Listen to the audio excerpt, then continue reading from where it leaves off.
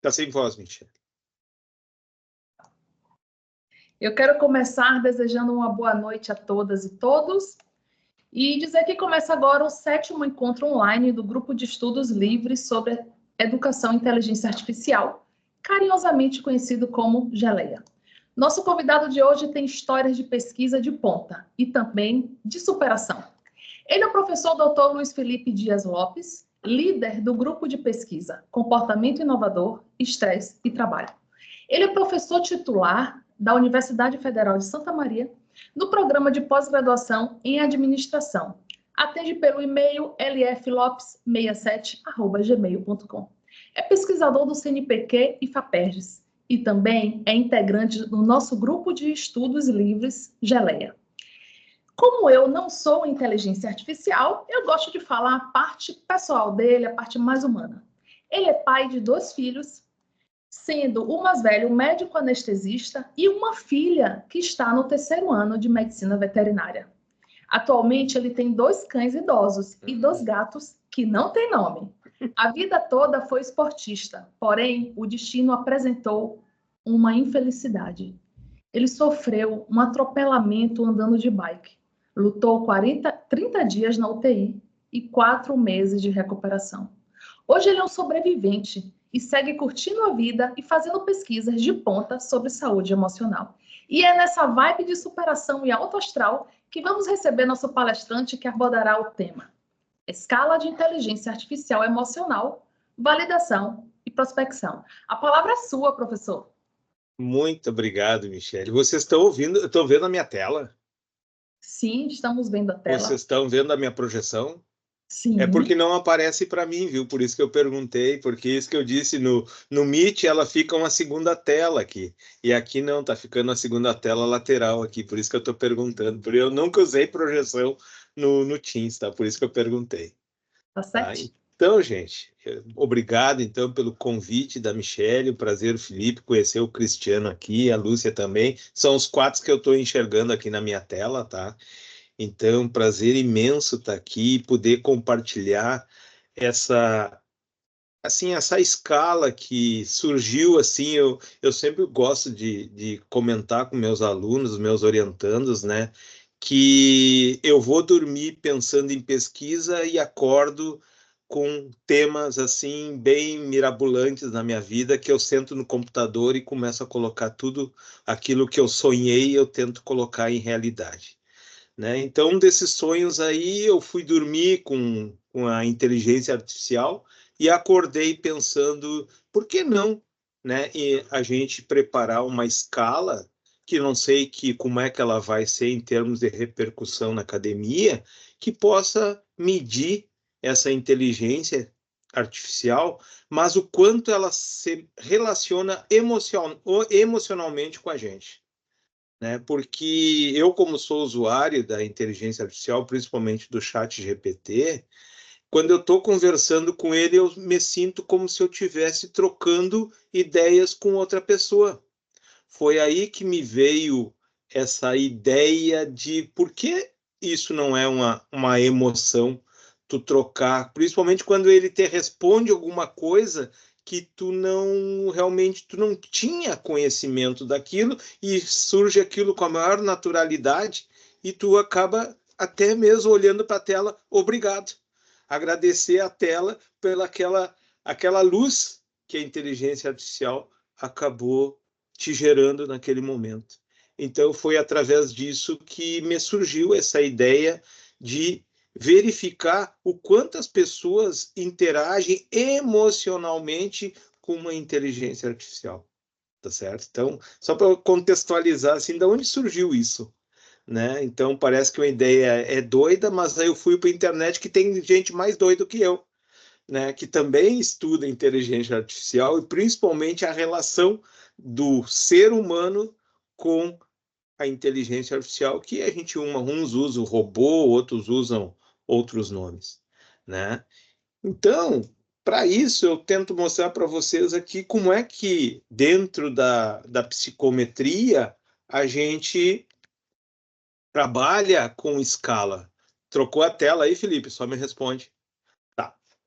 Bom, então, gente, eu eu não sou, vou agora falar um pouco do Felipe, né, do Luiz Felipe, quem eu sou. Eu sou um matemático, né? Eu me formei em 1988. Logo em seguida, em 1988, comecei a especialização em estatística e modelagem quantitativa. Lá dentro da estatística, eu já comecei a ser, no caso, um docente de estatística, porque logo em seguida, no primeiro ano de especialização, eu recebi um convite para dar aula na Unijuí, que o Cristiano deve conhecer, que é lá em Juí, né? É uma cidade próxima, mais próxima que Santa Maria, que de Santa Rosa, certamente é. É uma metade de caminho, vamos chamar assim, né? Então, lá na Unijuí, eu fiquei 5 anos como docente, mas nunca tirei o pé da Santa Maria, porque eu segui fazendo especialização, eu fiz mestrado em engenharia de produção, e depois que eu entrei na Universidade Federal de Santa Maria, eu fui fazer meu pós-doutorado na Universidade Federal de Santa Catarina, também em engenharia de produção. Então, a minha vida acadêmica foi trabalhar com estatística. E, por ser estatístico, eu sempre fui convidado da aula de estatística em vários cursos da universidade. E surgiu uma vez um convite que eu acabei indo dar aula no curso de enfermagem, na pós-graduação em enfermagem. E lá eu conheci um tema que está aí, inclusive, no nome do meu grupo de pesquisa, se chama estresse, né? Então, foi lá na saúde que eu vi o quanto é importante a gente estudar as doenças comportamentais, né? Então, foi de lá que me surgiu a ideia que hoje eu carrego no meu grupo de pesquisa, que é o comportamento, estresse e trabalho. Vocês viram que eu não falei inovador. Depois eu vou contar a história do inovador. E eu, estando na estatística, eu recebi um convite de eu dar aula na pós-graduação em administração, inclusive transferido. E eu achei um desafio muito importante, assim, muito interessante, que eu simplesmente peguei as minhas coisas lá da estatística e disse assim, estou indo embora, vou para a administração e eles vão mandar a vaga aqui para vocês. E eu fui, então, para o programa de pós-graduação em administração e lá me disseram, e agora, o que tu vai trabalhar aqui? Eu vou trabalhar com métodos quantitativos. Tá, mas na pós-graduação, métodos quantitativos. Mas para que linha de pesquisa tu vai? Eu vou para dentro da linha que eu possa aplicar o que eu atuo lá na enfermagem, que é na parte de doenças comportamentais. Então, eu trouxe para dentro da administração as doenças comportamentais. Então, eu fui para a linha de pesquisa de comportamento organizacional. Só que eu comecei a pensar em criação de escalas, resolver problemas nas escalas, por exemplo, como medir as escalas, isso não existia, essa receita de bolo nos artigos, e eu comecei a matutar ideias, e aí eu botei o nome inovador. Então, por isso que o meu grupo de pesquisa é comportamento inovador, estresse e trabalho, porque a gente começou a trabalhar com inovação. Tá certo? Então, hoje eu tenho várias escalas que depois vocês vão ver aqui, que foi desenvolvidas pelo meu grupo de pesquisa, dentro da parte de comportamento e doença comportamental, ou saúde comportamental.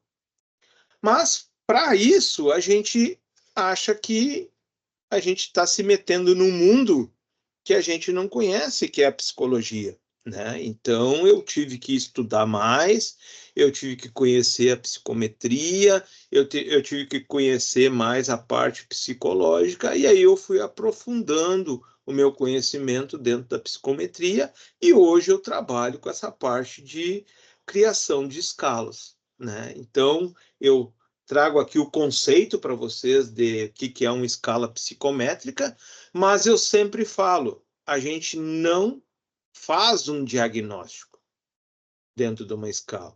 A gente vai simplesmente fazer uma avaliação subjetiva. Tá? Então, por exemplo, se eu aplico uma escala de transtorno de ansiedade, eu não estou sendo um médico, eu não estou sendo um psiquiatra, eu não estou sendo um psicólogo.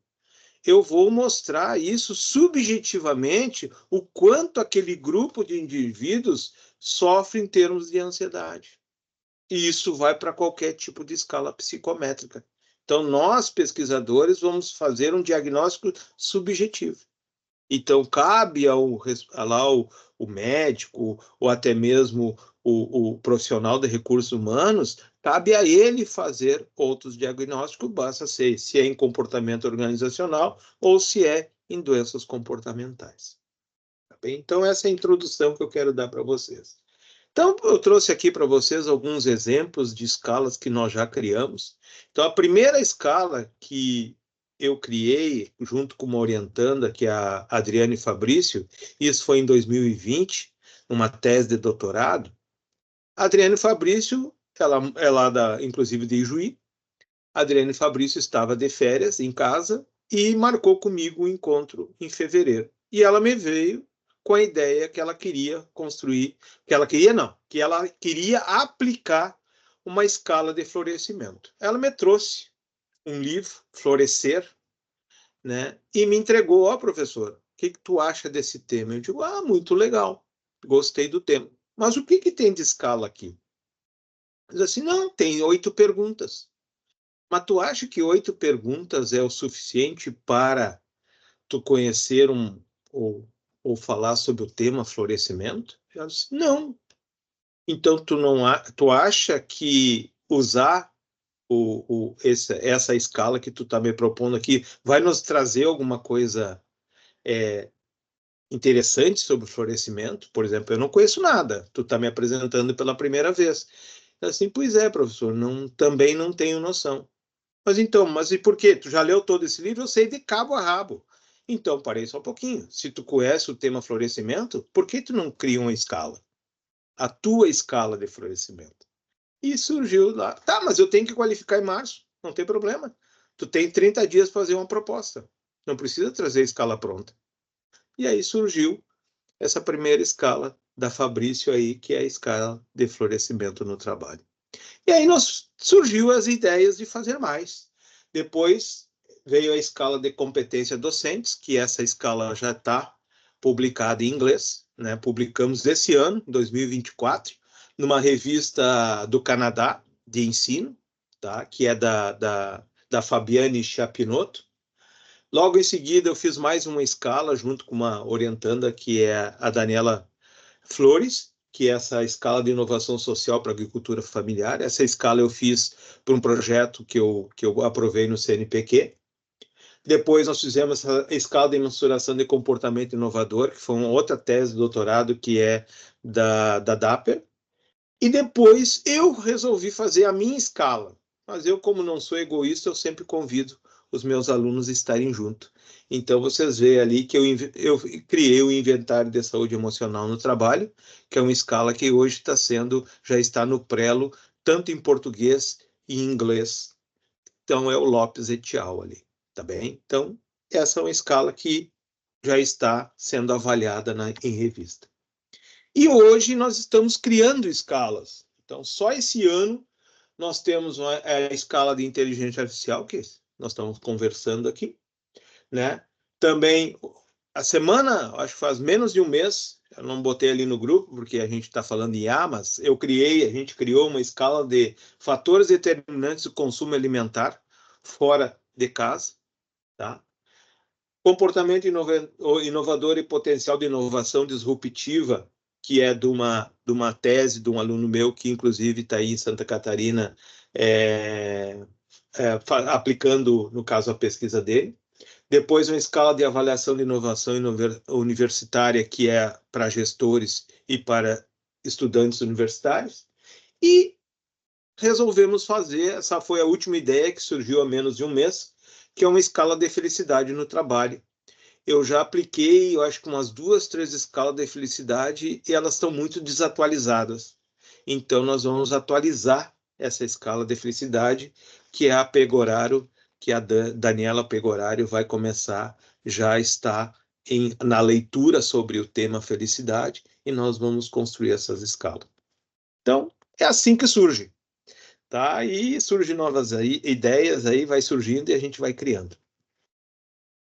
Mas para isso, para a gente validar uma escala, a gente tem etapas. Então, a primeira coisa que a gente faz é a validade de conteúdo. E na validade de conteúdo numa escala é que nós vamos procurar tentar abranger o máximo do tema que a gente quer trabalhar. Então, essa validade de conteúdo no contexto da inteligência artificial, e principalmente da parte de emoções, vocês imaginam o que eu busquei, que são as dimensões. Então, eu procurei, em termos de relacionamento hoje com a inteligência artificial. Então, nós temos que ter uma dimensão de reconhecimento das emoções. Né? Ou seja, tu tem que saber aquela interação que tu está tendo com a IA, ou seja, com aquela pessoa que tu não conhece, que a gente uns chamam de robô e nós chamamos de inteligência artificial. Então, esse reconhecimento das emoções é uma forma de tu interagir com ela. Também, nós temos que ter essa compreensão contextual. O que significa isso? É você interagir e você entender o que ele está respondendo para você. Ou seja, isso é uma forma de interação no contexto do que tu está perguntando e a IA está respondendo. Processamento emocional é outro contexto que também é avaliado na escala, né? Ou seja, será que a escala está dando as respostas adequadas para você, usuário? Capacidade de resposta emocional, ou seja, a inteligência artificial tem todo o poder de te responder exatamente o que você quer. Então, nós também avaliamos isso. Adaptabilidade e personalização é uma outra dimensão que eu também faço questão lá, onde a gente vai verificar da inteligência artificial se ela faz essa interação, essa adaptação no teu contexto do que tu está indagando. Expressividade, né? Por mais que tu tenha uma resposta, tu acaba tendo uma expressão dependendo do que tu está buscando, se tem até mesmo a própria emoção, mas o quanto tu fica feliz, o quanto tu fica triste em relacionado à escala, apesar de que tu não tenha aquilo nada visual com ela, mas é uma expressão.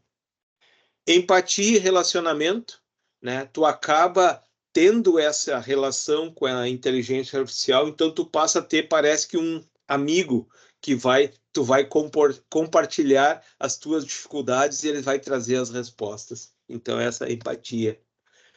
Aí vem a parte de conscientização ética, né? Onde hoje, nos outros grupos, eu tenho discutido muito, né? O quanto, até onde vai a inteligência artificial, o quanto, eu já via, inclusive, aí no Geleia, o pessoal falando, né? O quanto vai nos tirar do poder de emprego, do nosso raciocínio, o quanto a ética vai atingir, né? Em termos de inteligência artificial, em termos até mesmo de privacidade, né? Não sei se vocês já viram, hoje o chat GPT, se tu pede para ele transformar uma imagem que tu tá, ele já não te responde mais, e por questões éticas, tá? Então, isso as inteligências artificiais já estão atuando, tá? Tava, eu acho que demais, como diz no termo, né? Então, acho que eles estão andando uma freada agora. Eles já estão atingindo um patamar que eles não queriam. Depois tem influência emocional, né? É o que eu tenho naquelas escalas de emoções positivas e negativas, né? Ou seja, se ele te dá uma resposta positiva, tu fica muito feliz, mas ele te dá uma resposta negativa, tu tenta interagir para que ele te responda positivamente. Então, isso é uma influência emocional na interação você com a inteligência. E, por fim, a inteligência emocional intercultural, né? Então, tu acaba interagindo com a IA e tu acaba, né, em qualquer linguagem. Hoje, por exemplo, o chat GPT ele fala 20 e poucas línguas, né? Então, hoje, tu não tem essa dificuldade de interação intelectual, né? Ele te responde do jeito que quiser. Então, esses são os tópicos que eu abordei, né? E dentro desses tópicos, cada um deles, no mínimo, 6 indicadores foram criados, né? E esses indicadores agora são o meu público, aí os respondentes é que vão me ajudar, né, a calibrar, como a gente chama, os indicadores. Inclusive, algum deles já foi até excluído da escala e outros foram até alterado o termo de questionar. Mas para isso, então, gente, a gente tem que ter um conhecimento do tema, ou seja, a gente tem que partir de uma revisão de literatura sobre o tema. Tu não pode fazer as coisas assim só por fazer, né? Então, tu tem que entrar a fundo naquele tema, até mesmo para criar as próprias definições, né? Principalmente de cada uma das dimensões da escala logicamente, pelo conhecimento das dimensões, tu acaba gerando os indicadores. E por isso que nós temos hoje a consulta a especialistas. O que significa essa consulta a especialistas? Tu ter um apoio científico daquilo que tu está pretendendo. E a consulta especialista pode ser feita de duas formas. Com cientistas, ou seja, pessoas que estão no teu nível, né, doutores, professores, e também o teu público-alvo pode ser um especialista, porque a gente tem que falar a linguagem do público, tá certo? Então, ele passa a ser um especialista também. Então, depois que tu remete a esse público lá para ele responder como é que é as tuas dimensões, como é que é os teus indicadores, tu pode fazer um índice de validade de conteúdo. Eu trago um exemplo aqui para vocês, tá? Bem simples, uma forma bem simples. É o número de especialistas que responderam que aquele assunto é relevante pelo total de especialistas. No caso aqui, eu estou usando 20 especialistas. Então, se esse CVI for acima de 70%, é sinal que aquele tua dimensão ou aquele teu indicador, ele é eficiente para a tua escala. Então, um exemplo aqui, ó. Então, eu peguei a dimensão reconhecimento de emoções, né? E eu passei para 20 especialistas, ou seja, eu passei toda a escala, mas estou dando como exemplo aqui para vocês. Ele responde se aquela dimensão para ele é indiferente, é extremamente sem importância, importante, sem importância, importante e extremamente importante. Então, vocês veem que os dois brancos vai me dar um peso 1 e os dois amarelinhos vai me dar um peso 2. Então, olha o exemplo que eu fiz aqui, ó. Então, eu tenho também as 6 perguntas, né? A 1.1, a 1.2, 1.3 até 1.6, eles também vão avaliar. Então, esses 20 especialistas que eu passei, que são alunos de pós-graduação, são colegas meus, são pessoas que eu sabia que trabalhavam com inteligência artificial, eles pontuaram para mim essa dimensão. Um só diz que é indiferente e 19 diz que é relevante. Então, eu pego 19 sobre 20, ele passa a ser uma dimensão, para mim, aceitável, porque ele tem 0,95, muito além de 0,7. E cada um dos indicadores, eles pontuaram, ó, o indicador 1 deram 0,75, o 2, 0,6, o 3, 0,75, o 4, 0,65, o 5, 0,70 e o 6, 0,75. Então, vocês veem que o indicador 2 e 4, eles se tornam irrelevantes para mim na hora de perguntar. Então, ou eu ajusto ou eu elimino da escala, ou daquela dimensão. Tá certo? Então, vocês veem que o IVC, agora, com esses 6 indicadores, ele dá na trave, ele dá 0,7. Mas se eu tirar aquela pontuação 0,6 e 0,65, ele passa a 0,74, muito mais relevante. Então, eu posso optar ou não, ou eu melhoro a forma de perguntar, ou eu elimino esses indicadores. Então, essa é a forma de trabalhar com painéis de juízes. E agora vamos aos indicadores. Como é que vocês geram? Primeira técnica é chamada a famosa brainstorm, ou chamada também tempestade de ideias. Tu lança um tema e deixa o pessoal ir dando sugestões de questões relativas àquele tema. E deixa. Aí depois vocês juntam tudo e começam. Essa é importante? Essa não é importante? Essa é importante? E aí vão... Bom, qual é o limite? Hoje, dentro de escalas, se utiliza no mínimo 4 indicadores e até 10 indicadores. Mas depois isso também vai ser avaliado pelos especialistas, tá bem? Então, isso também pode ser feito através de grupos focais, né? Um brainstorming dentro do grupo focal também é interessante. Então, isso é a forma de gerar indicadores, né? Depois que tu tem esses indicadores, tu tem que fazer um refinamento desses indicadores, através do quê? De pré-testes. né? Tu aplica naquele público e vê o efeito. Aí tu tem o feedback, né? Tu aplica e espera o quanto aquele público ele aceita ou não aquele questionamento que está fazendo. Então, isso nós chamamos de revisão baseada em feedback, ou baseada em retorno, tá bem? A parte mais complicada, que às vezes é desperdício numa pesquisa, é a amostra piloto, principalmente quando tu está na calibração de uma escala, porque pode alterar alguma forma de perguntar, a questão pode ser eliminada. Então, aqueles, vamos supor, de 20 a 50 indivíduos que tu aplicou, tu vai descartar. Tá? Mas faz parte de toda a, no caso, a construção de escalas. Tá certo? Isso, então, não tem como não ser feito. Mas a gente pode avaliar, né, depois que é feito, né, essa aplicação desta amostra piloto, nós podemos verificar o retorno. Isso nós chamamos de análise de confiabilidade, ou seja, o quanto os respondentes está sendo, as respostas deles estão sendo confiáveis. Então nós temos o famoso alfa de Cronbach, que é uma das medidas de confiabilidade mais antiga que existe dentro da psicometria, onde, dependendo do grau que ele é dado, existe uma classificação de que vai de razoável a excelente. Depois eu vou mostrar isso aí para vocês nessa escala que eu apliquei, que eu peguei nos 100 primeiros respondentes, eu apliquei essa análise de confiabilidade. Mas também nós podemos, essa é também a outra etapa aqui, que eticamente numa pesquisa é muito complexa, que é a estabilidade temporal, onde tu aplica e depois reaplica. Mas como é que tu vai saber que tu vai reaplicar na mesma pessoa? Então tu vai ter que aplicar essa estabilidade temporal e vai ter que identificar os indivíduos, porque tu vai trabalhar a correlação da resposta que ele deu agora e a resposta que ele deu, por exemplo, daqui 15, 20 dias. Então, Então, essa se chama a técnica de validade temporal, ou também chamada de estabilidade temporal.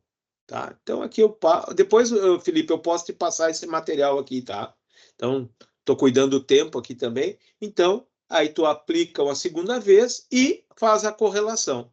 Se as correlações deram superior a 0,7, é sinal que está funcionando bem a estabilidade temporal. Bom, aí a terceira parte é a fazer a análise fatorial. Bom, agora nós entramos já na estatística.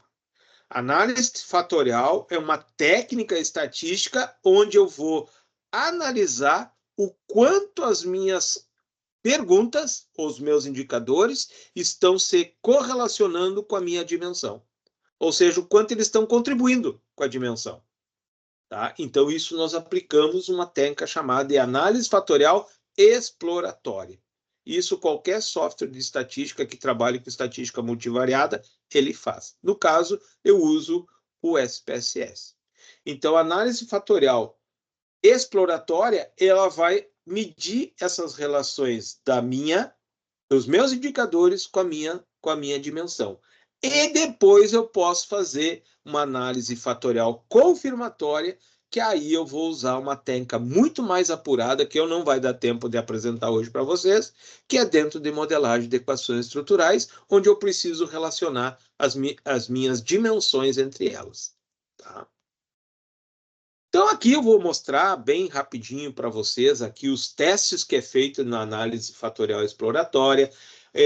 O KMO, que é o índice de Kaiser-Meyer-Oken, ele tem também valores que vão de inaceitáveis a excelente. Eu posso depois, como eu já disse, passar para vocês.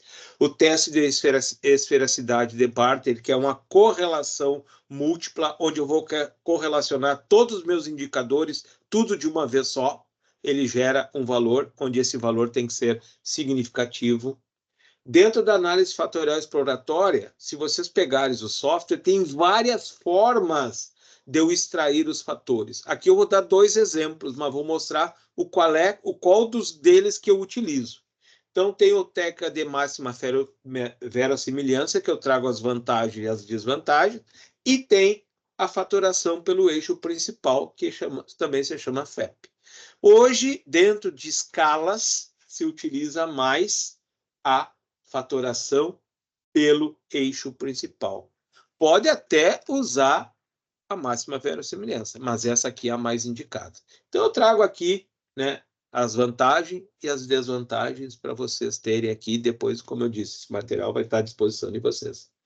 Também dentro, a gente verifica, né, a proporção da variância explicada. Isso também é um elemento, mas como aqui a gente está só analisando um único fator, então a gente não vai precisar trabalhar com mais de um fator. A gente simplesmente vai ver o quanto a variância explicada está contribuindo para esse fator. Acima de 50% já é um valor muito bom.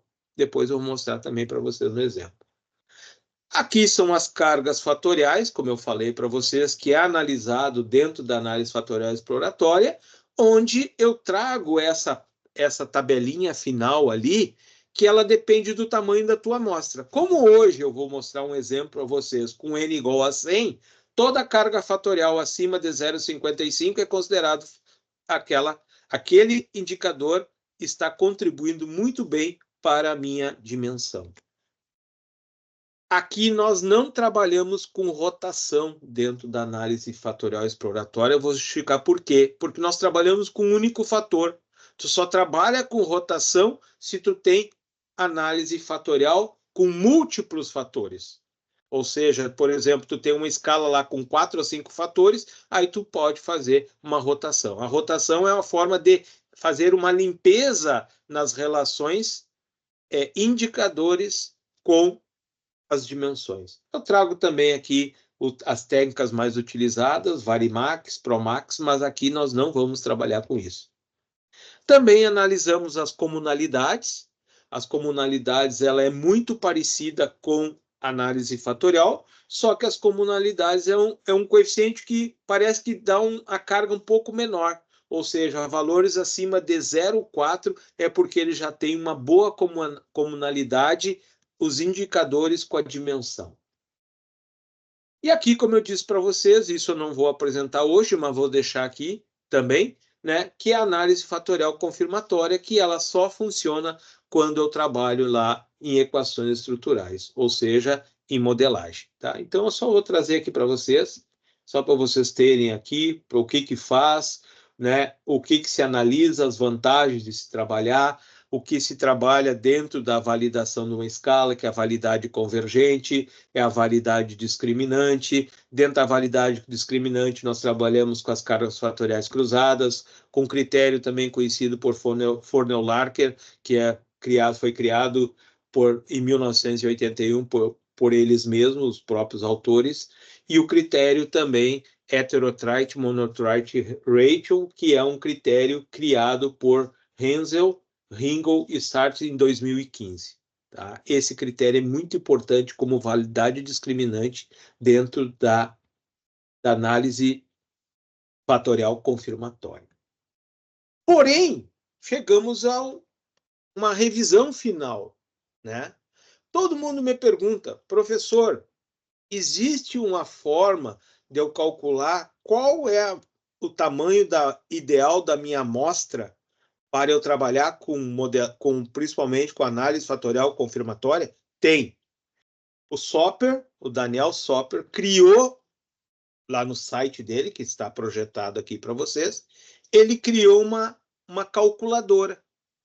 Uma calculadora bem simples, que tem, inclusive, em inglês, e também é só clicar lá em traduzir, ele traduz para o português.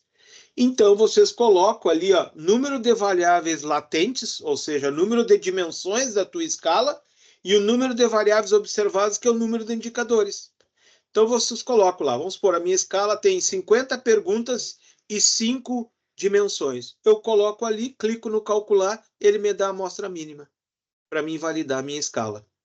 Muito fácil de usar, utilizamos muito nas nossas pesquisas, principalmente quando o aluno quer saber qual é o N que ele vai utilizar na sua pesquisa. Então, agora eu vou mostrar aí os resultados, né? Que é a curiosidade de todos, né? Então, eu fui lá, para curiosidade também de vocês, eu já tenho 280 respondentes da minha escala, mas eu peguei os 100 primeiros para mostrar para vocês como se determina esses coeficientes que nós vimos até agora. Então, nós temos aqui o perfil dos respondentes, né? Aqui, como é sobre 100, é como se fosse percentual, né?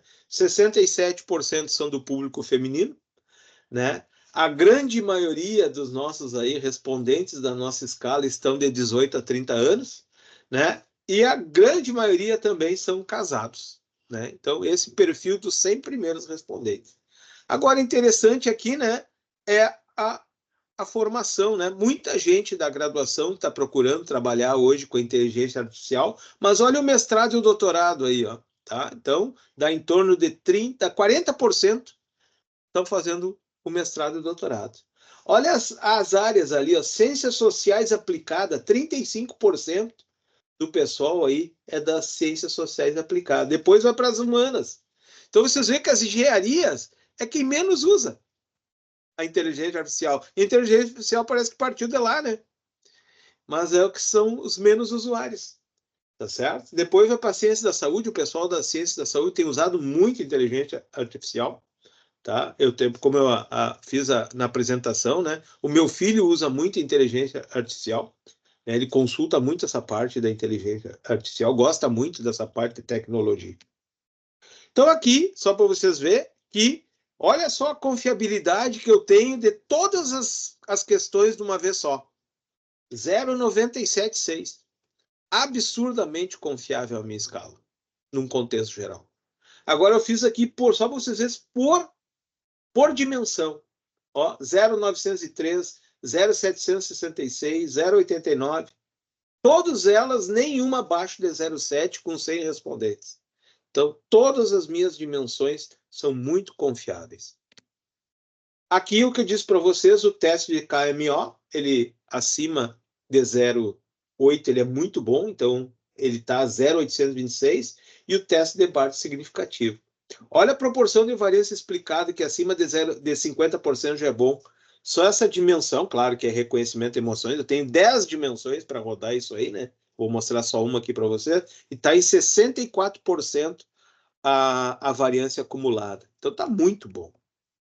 Olha as cargas fatoriais, que eu chamo. Carga fatorial é a contribuição do indicador da pergunta para a dimensão. Aí o que eu já fiz aqui? Eu já eliminei duas, só para vocês verem. Né? Lá no início, né, que a questão 2 e a questão 4 estava lá pelos juízes, eles foram eliminados. Então, eu já eliminei aqui para analisar também. Então, vocês veem ali, ó, todas elas têm a carga fatorial acima de 0,55 para n igual a 100. Assim com as comunalidades bem superior a 0,4, ou seja, de 0,580, desculpe, de 0,542 a 0,733. Então, você vê que eu fiz toda essa teoria aqui para vocês. Isso, claro, que eu fiz somente por uma dimensão, em função até mesmo do nosso tempo, né? E aí estão alguns resultados aí de curiosidade para vocês, o quanto a estatística é importante para a criação de uma escala. Sem essa estatística, vocês não conseguem ter uma consistência, vocês vão ser avaliados num artigo científico, e lá os avaliadores, se eles têm um conhecimento de estatística e tu não apresentar isso, o teu artigo poderá ser reprovado. Tá bem? Então, da minha parte, né, levei aí em torno de 46 minutos para apresentar para vocês, e lógico que agora fica a critério aí de vocês fazer as suas devidas perguntas aí, quiser conhecimento aí, lógico, como eu disse para vocês, isso é aplicado para qualquer desenvolvimento de escala que vocês queiram desenvolver. Muito bom, professor, obrigada. Nossa, é uma pesquisa bem robusta, não é? E a quantidade de participantes, 280. Eu lembro que o senhor havia dito que a meta é 300 participantes, né? Então, falta Isso. pouco. Falta pouco, mas não está sendo fácil. Eu tô, olha, mais ou menos, eu tô, acho que desde março aplicando essa escala. E eu, inclusive, estou sendo excluído de grupos de inteligência artificial, porque toda hora eu cutuco lá, dá uma respondidinha na minha escala. Aí, esses tempos aí, eu estava era só de imagens criadas, assim, sabe? E um cara foi lá e me excluiu. Tudo bem, não tem problema. Eu estou pensando na ciência. No nosso PPGE, o programa de pós-graduação da gente, eles enviam, a própria secretaria encaminha para a gente ajudar nas pesquisas. Nós temos aqui um setor da universidade que se chama CPD, tá? Centro de Processamento de Dados. Quando a pesquisa é feita na instituição, o CPD aplica a pesquisa, tanto para estudantes, para docentes ou para servidores. Caso contrário, hoje, se tu não usar, no caso, os drives da vida aí, que é os Google Forms, Donkey, não sei o que, aí que tem os nomes aí das formas de aplicar, tu não faz pesquisa. E hoje eu uso muito as redes sociais nas minhas pesquisas, viu? Eu estou fazendo essa da escala de alimentação, vocês não vão acreditar. Vou botar a telinha aqui para o lado, que eu vou clicar nela aqui, ó. Ela tá. Deixa eu ver aqui, só abrir. Hoje ela está, a escala de fatores determinantes. Olha só, 425 respondentes. E nós Muita faz gente. 2 semanas. Muita gente. Ah, fala em comida, o pessoal vai muito mais, né? Tem que aproveitar esses para pegar 20 desses para complementar a sua meta, né? Esse eu fiz de meta 500 respondentes. Eu vou passar a palavra para quem tiver alguma pergunta, Vontade. comentário. Vou começar então. Olá, vamos lá, Cristiano. Então, Luiz, parabéns, muito obrigado pela socialização conosco. É uma trajetória de pesquisa muito bonita e muito galgada aí que vai crescendo, né? Que a gente vai aprendendo com os alunos nas orientações, e a gente vai crescendo também nos trabalhos, e isso é muito importante, porque pesquisa a gente sempre está botando um pilarzinho a mais, um tijolo a mais, e é muito legal. Então, parabéns mesmo. Queria comentar primeiro que lá no início você falou da Unijuí, eu formei na Unijuí. Ah, é? Que legal. Sou aluno de Que uma das época, que época, Cristiano? Eu formei em 95, em fevereiro de 95. Eu estava lá. Foi uma das primeiras turmas de informática. O curso chamava informática, e era o dia inteiro, era de manhã. Mas eu dei aula na informática, Cristiano. Pois é, mas você, infelizmente, não foi meu professor, eu acho, sabe por quê? E eu adorava estatística. Então, tu foi aluno do Paulo Martins. Isso, eu fui aluno do Paulo Martins. Eu morei com o Paulo Martins. Eita, meu professor, meu amigo. A professora minha de estatística, ela era aquela professora que coordenava o laboratório que ficava lá atrás. Ruth Frick. Isso, falecida. Professora Faleceu de estatística. na pandemia. Eita, e ela era muito interessante, porque eu sempre gostei de estatística, eu acho fundamental, e pesquisa quantitativa, ela é excelente, ela dá base para qualitativa ainda, mas eu sempre penei. Eu sempre penei com estatística. No meu doutorado, eu tive a prova final, porque eu fui fazer teste de hipóteses com estatística e vi a importância que é da estatística realmente para a gente fazer as devidas comprovações. E foi engraçado também que, na época, eu trabalhei com uma professora russa, Luísa Bokaraeva, e a gente aplicou uma pesquisa para toda a universidade, que eram os valores educacionais dos estudantes. Você sabia que eu tive na Rússia, Cristiano, por causa dos russos de Ijuí? Eita! Era muito russo que chegou lá na Unijuí. Meu amigão Marati. Aham. Eu trouxe 2 russos para Santa Maria. Eita, eu lembro que alguns foram para aí depois. Fui eu que trouxe. Que legal. E eles eram muito bons em estatística também. Eles eram muito fortes. E com forte. Esse questionário, ele tinha, gente, tipo, 300 questões. Ele era um livrinho impresso, e eu eu selecionei o tipo de amostragem, criei o banco, naquela época era Clipper, e esse foi até meu trabalho de conclusão de curso, né? Então, um misto de pesquisa com... Meu Deus, E tu depois eu fui é. fazer mestrado na UFSC, então a gente, de alguma forma, aí tem caminhos cruzados.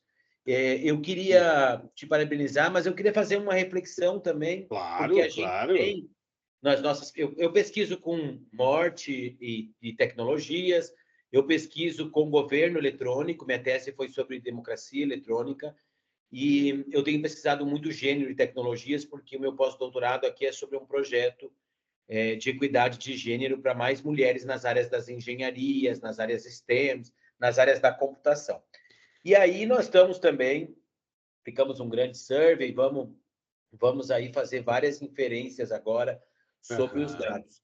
Mas nós temos uma psicóloga no grupo e Isso é bom. ela gosta de usar escalas, ao mesmo tempo ela nos questiona muito se a escala quando a escala é o melhor instrumento.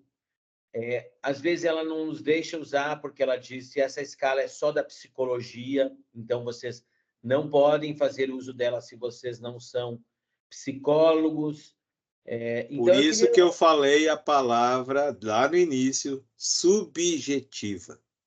Toda isso, escala que tu cria, ou que tu constrói, ou que tu utiliza, tu tem que usar o termo subjetivo.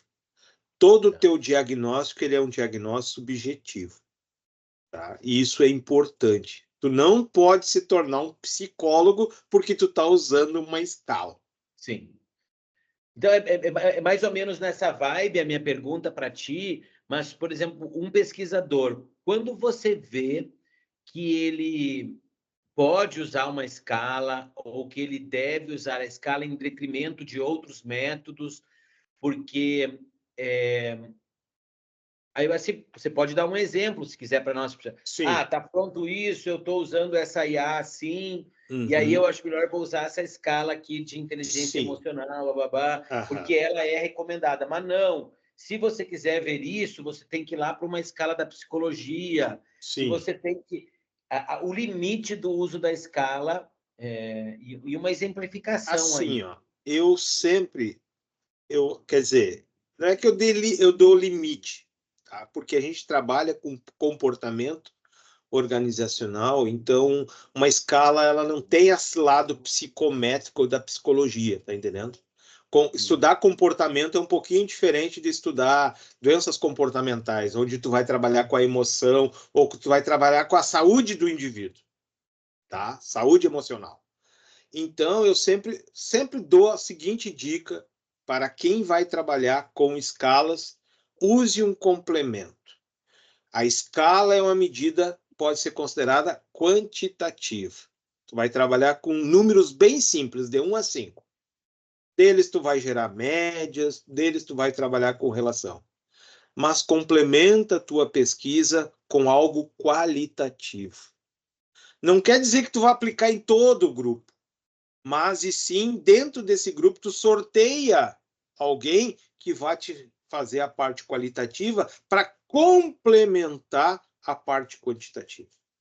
Então, toda pesquisa eu recomendo para quem quiser aprofundar mais ainda, é trabalhar um pouco de qualitativo também.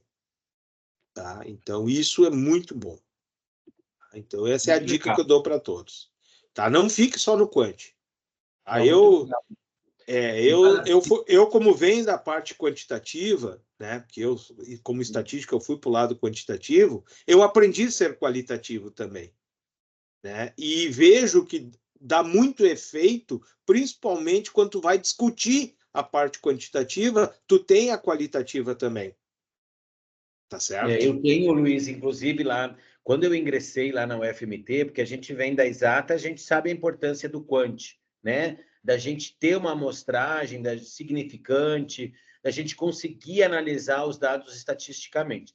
Quando eu entrei lá no LTC, Michele já talvez lembre um pouquinho, mas não lembra tanto, que Michele também não é tão antiga, uma moça nova ainda, mas logo no início eu comecei a dizer, nós precisamos ter mais aqui seminários sobre a parte quantitativa, porque se valorizava muito a quali, E aí, o pessoal, não é nem quanti-quali, que no LTC tem alguns professores que não gostam do quanti-quali.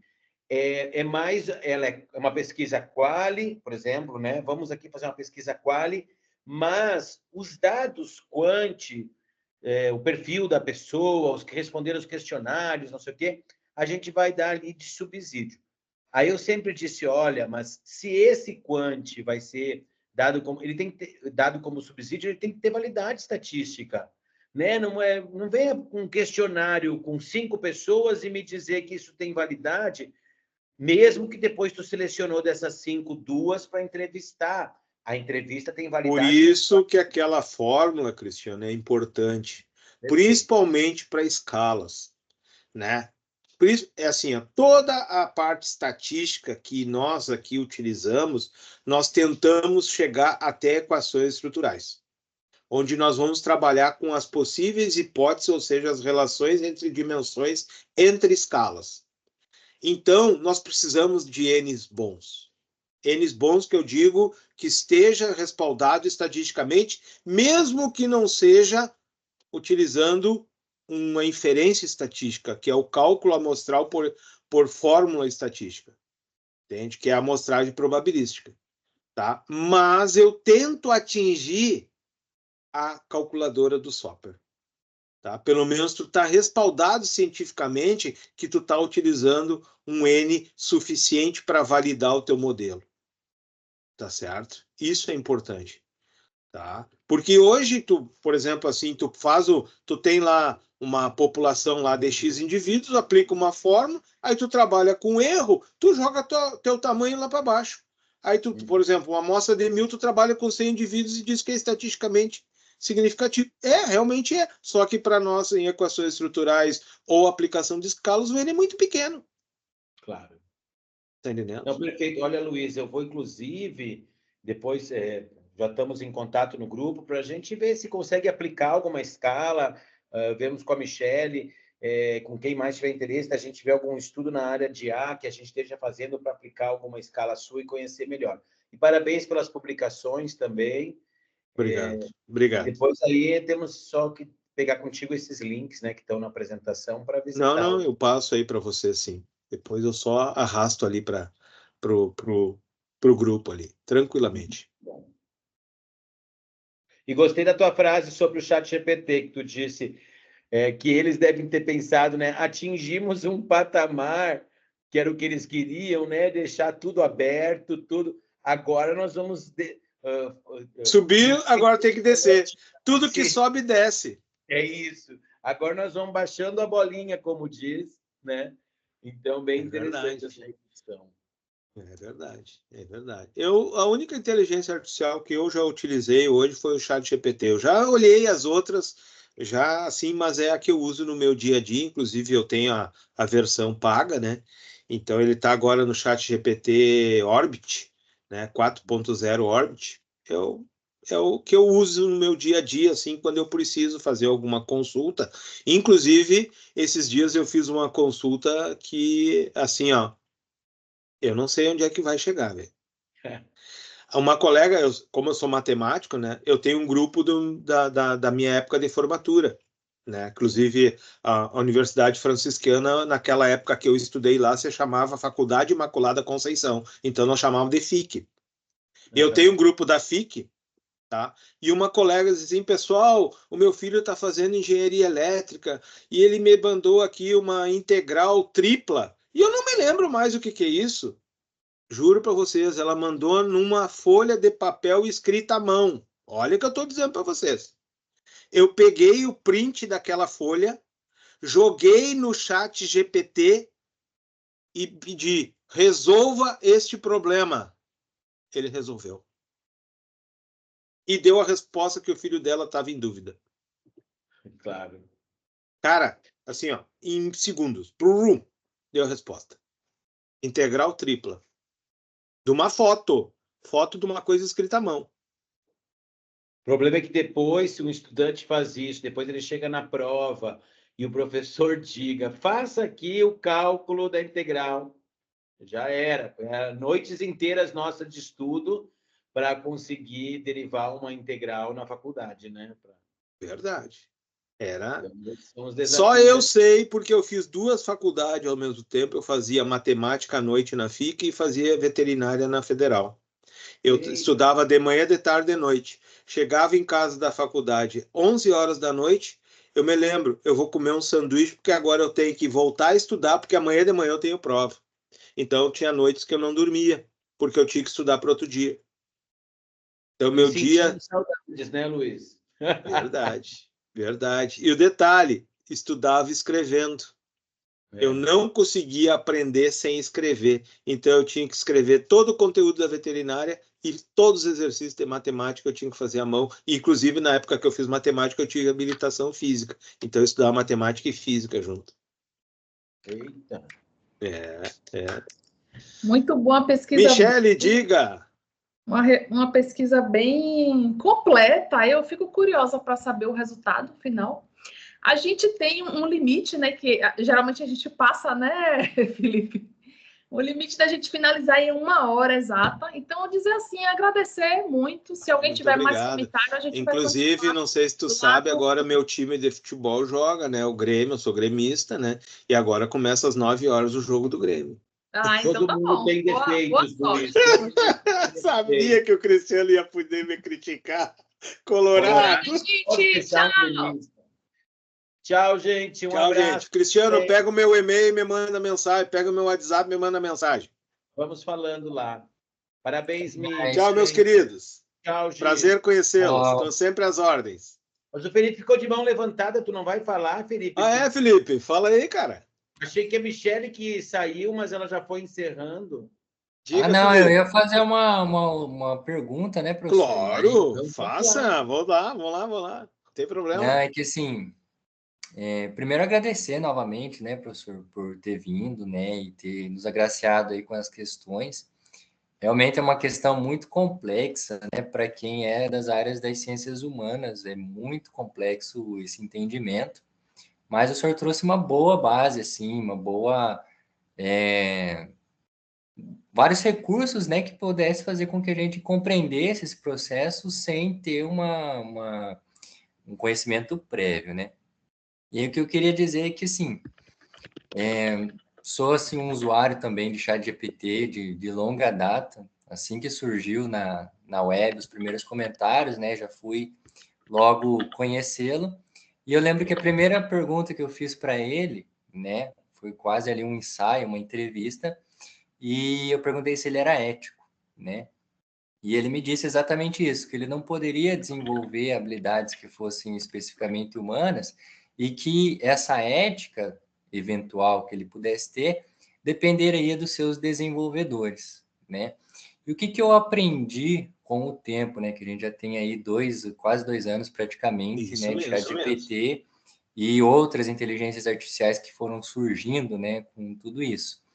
Eu percebi que no caso do ChatGPT, por exemplo, assim que a Microsoft fez o aporte financeiro nela e criou o Copilot, né, e a gente pôde criar imagens através do Copilot, eu vi que a criação de imagens com a base do GPT, ela começou livre, mas ela foi fazendo esse processo que o senhor descreveu, né, destacou, ela foi cortando algumas questões, né? Foi Então, antes perdendo a você podia qualidade.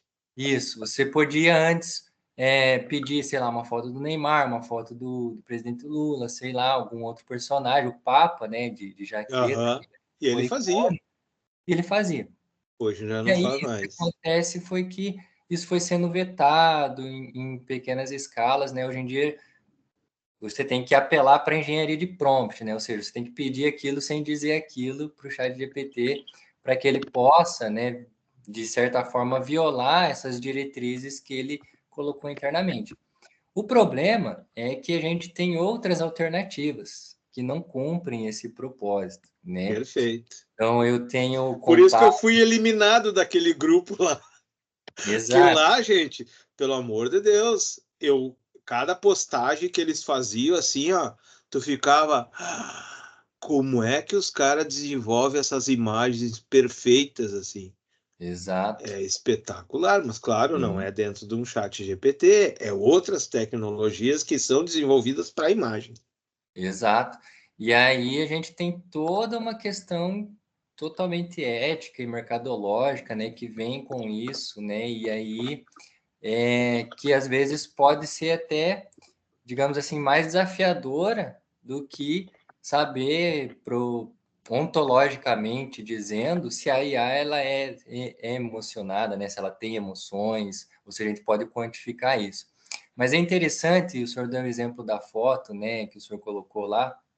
Eu fiz isso esses dias, mas com uma foto da minha casa, assim. Então tinha a parede, tinha uma cadeira, tinha uma luz que vinha da janela, era de noite, né? Então tinha todos esses elementos.